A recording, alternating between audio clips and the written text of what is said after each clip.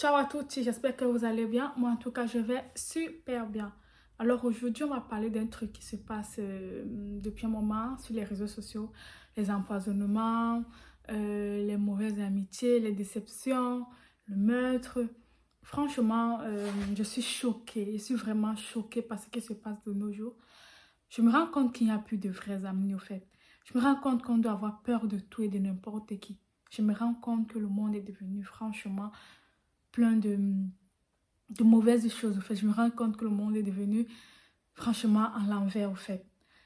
Maintenant, quand tu entres peut-être sur ton réseau social, sur ton Facebook, ton Instagram, tu tombes sur telle personne était empoisonnée. Regardez un peu, par exemple, la fille qui vient, la jeune fille qui vient d'ouvrir qui a ouvert je sais pas, c'est le salon de coiffure, la vente des perruques et tout. Elle a décidé de faire la fête. Elle a été empoisonnée, tuée par ses amis. Ce garçon, qu'on montre, il fait les vidéos, il fait la fête avec ses amis et tout, et pas 5 minutes après, il est à l'hôpital et puis il meurt. Mais moi, je ne comprends pas pourquoi. Comment une personne peut rester comme ça, penser à tuer, empoisonner son ami parce qu'il ou elle lui dépasse avec juste un petit truc. Je suis choquée. Je suis vraiment choquée par ce qui se passe dans le monde au jour d'aujourd'hui. Comment se fait-il que une personne comme toi, vous avez les deux mains, vous avez les deux pieds, toi aussi tu as la possibilité de réussir, de changer ta vie, mais tu préfères tuer la personne. Moi, j'ai juste une question pour ces gens qui font du mal à leurs soi-disant amis. Après avoir fait tout ça, est-ce que la vie de cette personne te revient? Non. Après avoir tué ta copine, ton ami, après l'avoir empoisonné, est-ce que toute sa richesse, tu l'acquiers? Non. Et alors, pourquoi fais-tu tout ça? Pourquoi décides-tu de tuer quelqu'un alors que tu ne pourras pas avoir la vie de cette personne? Ça sert à quoi de détruire la vie de quelqu'un alors que sa vie ne t'appartient pas?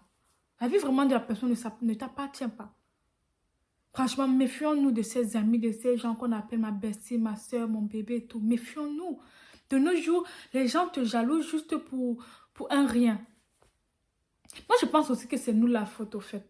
Parce que nous avons l'habitude de toujours raconter nos vies, de toujours montrer, de toujours prendre des gens avec tout notre cœur. Je dis, arrêtons de raconter nos vies.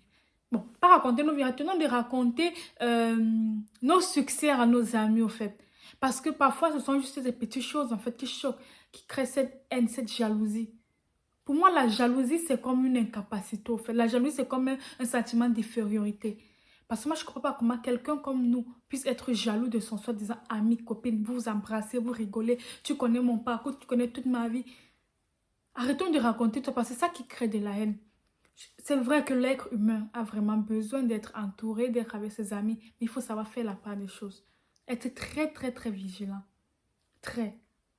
Parce que de nos jours, on ne fait plus confiance à tout le monde. On ne fait plus confiance à tout le monde. Franchement, le monde est devenu... je n'ai même pas les mots. Je suis choquée par ce que je vois chaque jour. Mais moi, maintenant, je suis même plus trop choquée. C'est juste que je suis dépassée. Comment c'est fait qu'une personne peut en venir à ce niveau? Après tout ça, pour moi, je dis, l'amour, c'est un sentiment vraiment libertaire. C'est un sentiment qui nous libère. Quand tu aimes quelqu'un, quand tu es fier du secret de la personne, comment tu es libéré, comment tu es apaisé, comment tu es tranquille dans ta peau, comment tu es bien.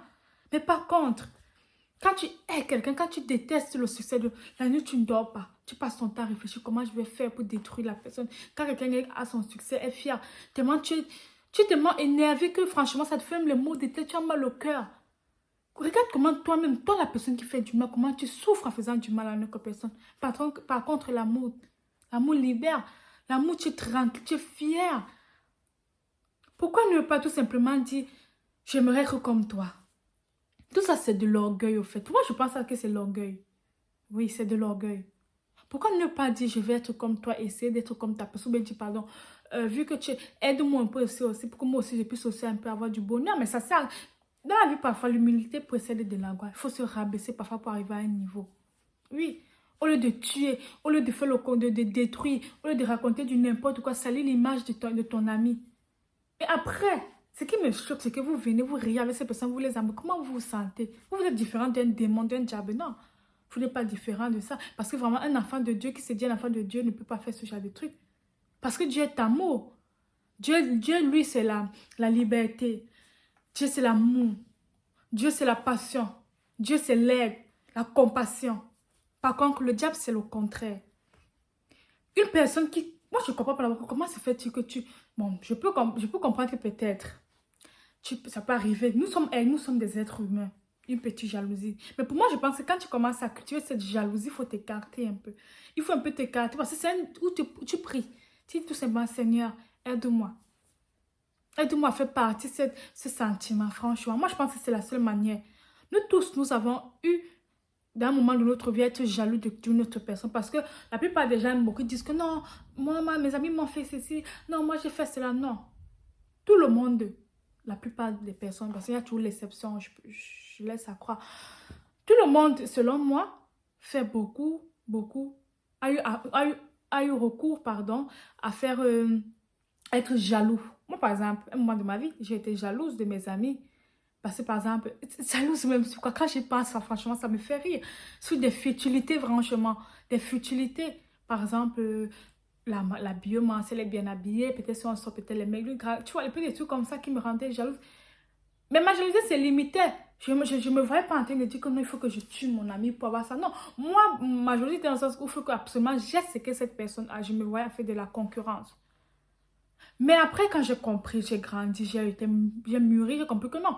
Dans la vie, on ne peut pas être jaloux de quelqu'un si on peut avoir ce que cette personne a, sans toutefois être dans le négatif au fait.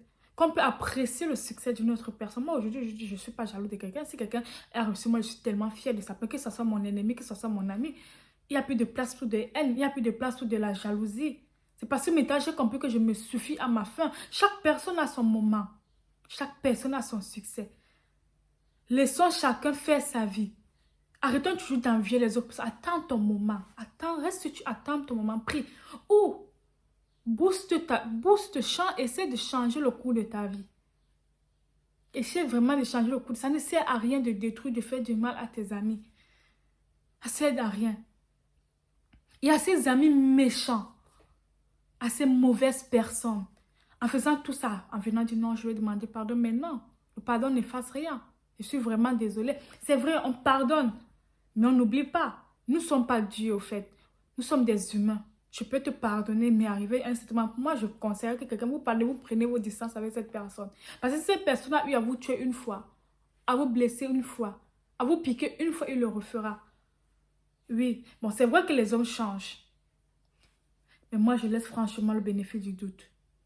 Moi, je pense que dans la vie, prenez un exemple. Quand, par exemple, tu es avec tes amis, bon, tu as beaucoup de groupes d'amis.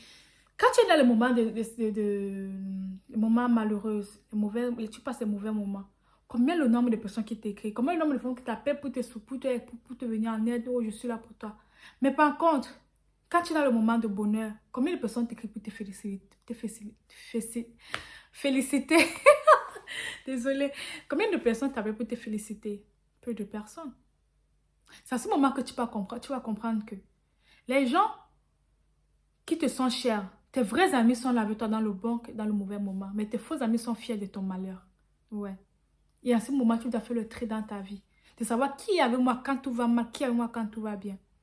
Les gens vont dire non, le bonheur, on n'a pas besoin de... Si, on a besoin de cela. Si c'est que tu es mon ami, comme dans le mariage, c'est pour le meilleur et pour le pire.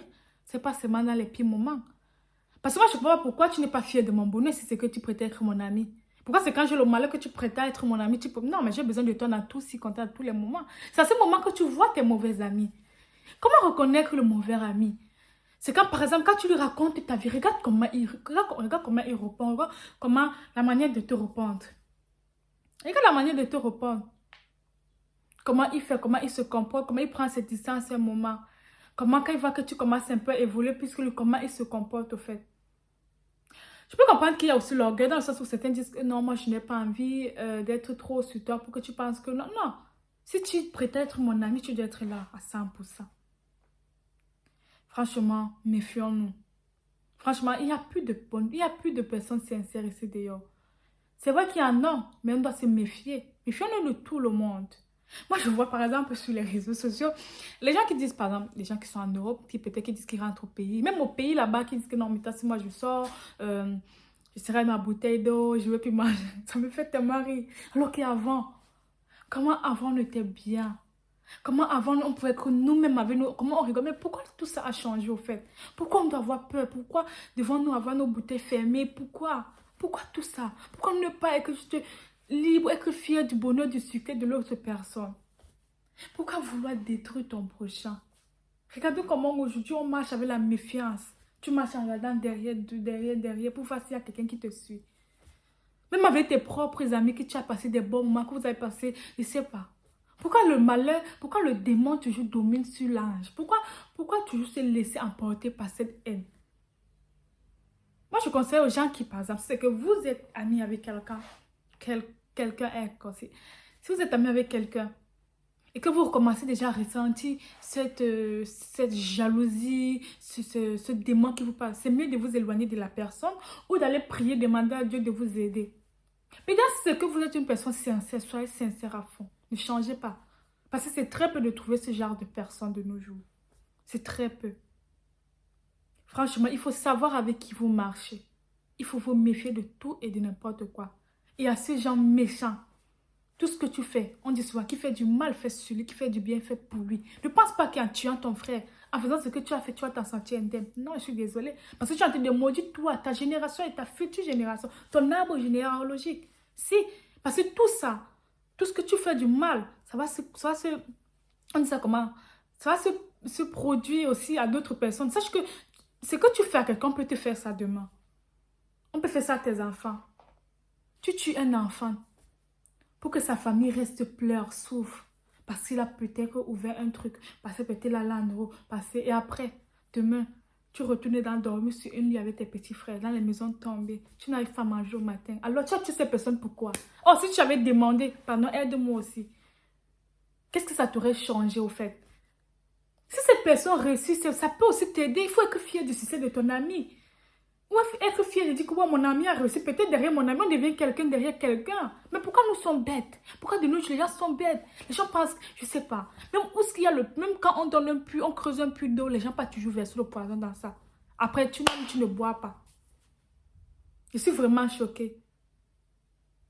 Moi, bon, beaucoup de gens m'ont dit, j'ai été dessus, j'ai été dessus par beaucoup d'amis, hein, par beaucoup de personnes. Mais moi, je ne garde pas la personne en rancœur. Dieu merci que la personne, les gens qui ont eu à me faire du mal, par exemple, n'étaient pas, je peux dire ça comment, n'est pas arrivé au niveau du meurtre, au fait. Mais moi, je me méfie maintenant beaucoup des gens. Je dis beaucoup des gens. Si c'est que moi, j'arrive, je ne veux plus faire de l'hypocrisie. Si c'est que toi et moi ne sommes pas collés, je ne t'appelle pas, je ne t'écris pas. Je suis désolée, je ne veux plus faire l'hypocrisie avec les gens. Je ne veux plus être comme avant. Si je ne t'aime pas, bon, pas que je ne t'aime pas, si c'est qu'on n'a aucun lien, je ne t'écris pas. Moi, j'écris aux gens que je considère au fait. Et je pense que c'est mieux qu'on fasse comme ça. Faisons un tri dans notre vie. Arrêtons de toujours avoir 10, 20, 30 amis. Ce n'est pas la quantité qui compte, mais c'est la qualité. Parce que les gens pensent qu'en ayant beaucoup d'amis, c'est à ce moment que non. Il faut faire très attention ici. Le monde est mauvais.